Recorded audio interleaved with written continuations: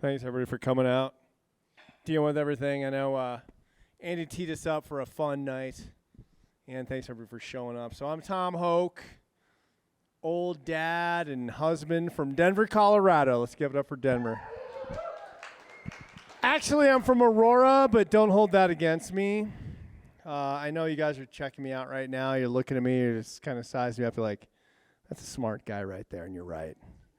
You know, I do a lot of research. I do a lot of insight. I read, and I look things up. And I saw this interesting article the other day. I don't know if you guys know this, but just found out that in Denver, there are more weed dispensaries than there are Starbucks. Yeah, it's true. Yeah, they don't call us a mile-high city for nothing. The crazy thing about that, though, is I don't smoke weed. I know. Living in Colorado, not smoking weed, that's like living in Wisconsin and not eating cheese curds.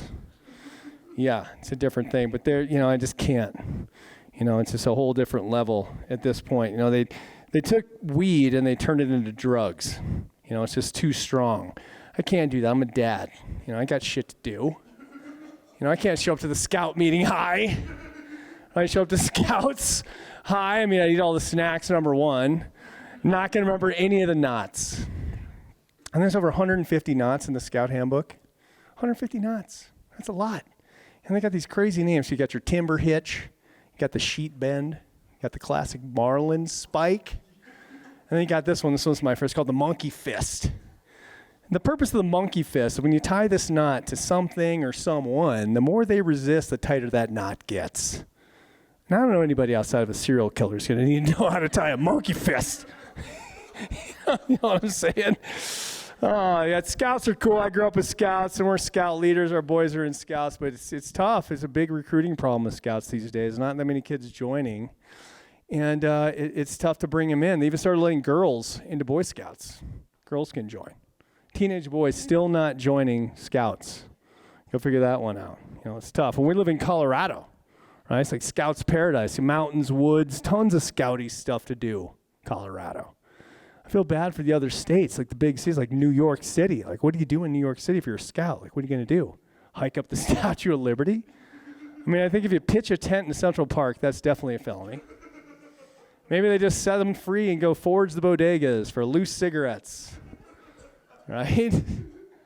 Oh, man, the bodegas. Well, we went to New York City with the family, took our young kids to New York, went to a bodega to get something, and the boys walk in, like, whoa, Dad!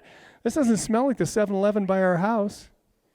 You know, they're right, it doesn't. You know, you walk in, you get that like old produce and burnt fish and weird hair and Santeria. Like the smell of it. But the setup of it's pretty cool, and the boys are really inspired by that. You know, they came back to the house and they took our basement pantry and they turned it in their version of the bodega. They called it the Colorado Bodega. Super cute. Yeah, so we take them to Costco. They buy a bunch of stuff in bulk. They set up all cool down there. And then they jack up the price and sell it back to the family. That's how they got their entrepreneurship merit badge. Yeah, they're sharp kids. You know, our boys go to, been pretty lucky to go to a private Montessori school downtown. My wife here is here tonight. Has been there for 20 years. Shout out to Mac. So yeah, I don't know if any of you have been to a Montessori school, but it's a little bit different than a public school.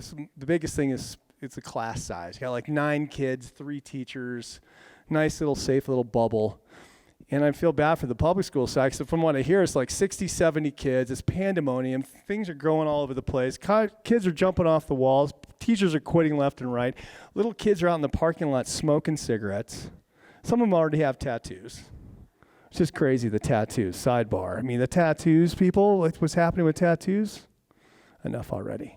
Enough with the tattoos. I mean, when I was growing up, the only people that had tattoos were convicts and sailors. Yeah, it's crazy. But back to the Montessori school. They focus on different things at the school. They teach things like handwriting, you know, like cursive.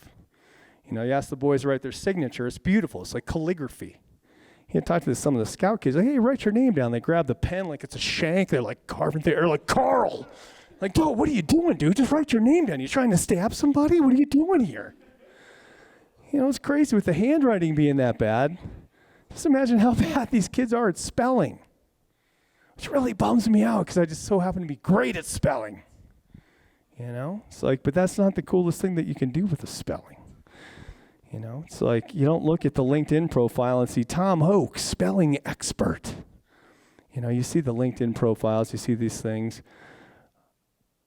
I'm a New York Times bestselling author. I've invested in 30 startups and I've never missed Ask Me How. I'm a pilot. Screw those guys. I bet you they can't spell onomatopoeia. O-N-O-M-O-T-O-P-O-E-I-A. Bam, you're welcome. Here's the kicker. No one gets rich from spelling. It's just such a bummer. It's like, why can't I have been good at math? You know, maybe I could have invented SpaceX. You know, maybe done some finance and accounting work on the side, but no, it didn't work out that way. But it looks good, though. It's like, that's what ladies are looking for, right? A guy who doesn't need autocorrect. Right? Hey, I'll help you out. No, instead I'm just really good at Wordle. Usually getting it by the third line, too, which pisses my wife off. But, hey, what can you do? But, hey, folks, thanks for coming out. Thanks for having me. That was almost 5 minutes. Thanks, Andy.